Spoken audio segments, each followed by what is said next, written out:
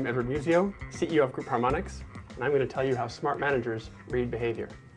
When an employee or coworker comes to you agitated, upset, or excited, it's in your best interest to respond in such a way that you increase the communication flow, but you don't add to the emotional content. To do that, smart managers know they need to read their behavior of the other person and respond accordingly. When it comes to reading behavior, there's two questions you can ask yourself. The first has to do with how the other person is approaching their environment. I'm going to draw a scale here. On this end of the scale, we say the person is trying to shape their environment. This is somebody who's acting outwardly from themselves to quickly make changes in the world around them. On the other end of the scale, we say someone is trying to respond to their environment.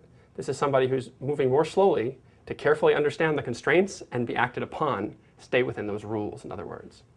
The second question you can ask yourself, I'll draw as a vertical scale, and that has to do with the person's primary focus. Are they focusing on things like tasks? This is to-do lists, details, overarching goals, things like that. Or are they focusing on people, relationships, interactions, who's involved, those kind of questions.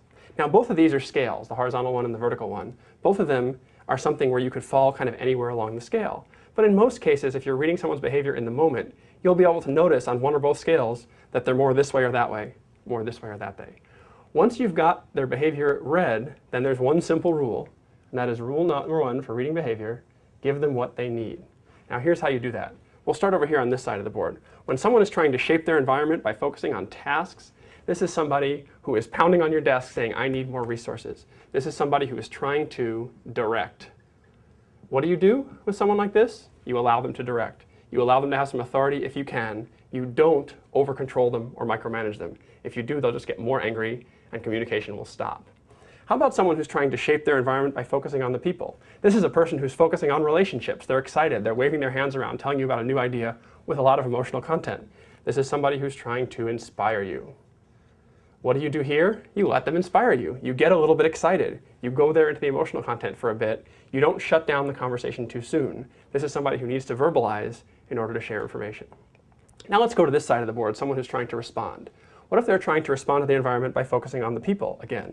Well, this is somebody who's going to come to you in a more reserved way and talk to you about changes, how they're going to affect the people around them. Is everything going to be okay? This is someone who's trying to stabilize.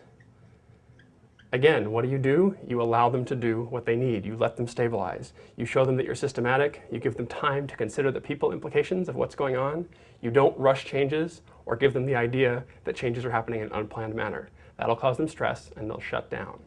Finally, what about someone who's trying to respond to the environment focusing on the tasks? This is a person who brings you a lot of data and wants to go through it with you. It's somebody who wants to follow the rules, who wants to regulate. And as always, you give them what they need. You allow them to do analysis, you look through the analysis with them, you focus on the data.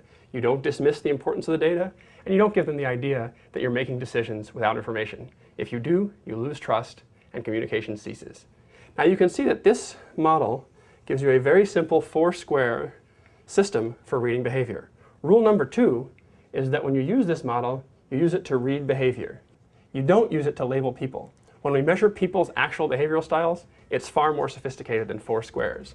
But in the moment, you can read someone's behavior. When they come to you, are they trying to direct? Are they trying to inspire? Are they trying to stabilize? Are they trying to regulate? If you read their behavior appropriately and respond accordingly, you'll be a smart manager and you'll get a lot more communication and a lot less strife.